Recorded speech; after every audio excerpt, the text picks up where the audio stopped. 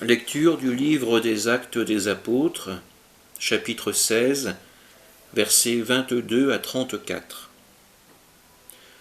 En ces jours-là, dans la ville de Philippe, la foule se déchaîna contre Paul et Silas. Les magistrats ordonnèrent de leur arracher les vêtements pour leur donner la bastonnade. Après les avoir roués de coups, on les jeta en prison, en donnant au geôlier la consigne de les surveiller de près. Pour appliquer cette consigne, il les mit tout au fond de la prison, avec les pieds coincés dans des blocs de bois. Vers le milieu de la nuit, Paul et Silas priaient et chantaient les louanges de Dieu, et les autres détenus les écoutaient. Tout à coup, il y eut un violent tremblement de terre qui secoua les fondations de la prison. À l'instant même, toutes les portes s'ouvrirent, et les liens de tous les détenus se détachèrent.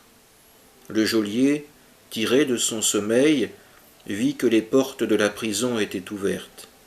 Croyant que les détenus s'étaient évadés, il dégaina son épée, il était sur le point de se donner la mort.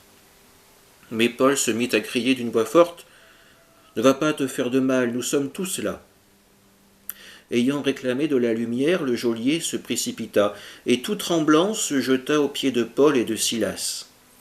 Puis il les emmena dehors et leur demanda, « Que dois-je faire pour être sauvé, mes seigneurs ?» Ils lui répondirent, « Crois au Seigneur Jésus, et tu seras sauvé, toi et toute ta maison. » Ils lui annoncèrent la parole du Seigneur ainsi qu'à tous ceux qui vivaient dans sa maison. À l'heure même, en pleine nuit, le geôlier les emmena pour laver leurs plaies. Aussitôt, il reçut le baptême avec tous les siens. Puis il fit monter chez lui Paul et Silas, il fit préparer la table, et avec toute sa maison, il laissa déborder sa joie de croire en Dieu. Parole du Seigneur. Un homme chargé d'emprisonner, de surveiller avec beaucoup d'attention ces deux apôtres, se convertit.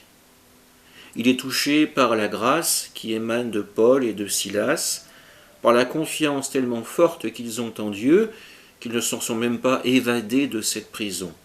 Ils en ont été libérés dans les faits, mais le véritable libérateur, c'est ce geôlier converti qui va les faire venir chez lui, qui va recevoir le baptême avec toute sa maison, et qui va rentrer lui aussi à son tour dans la véritable liberté, celle qu'offre Dieu.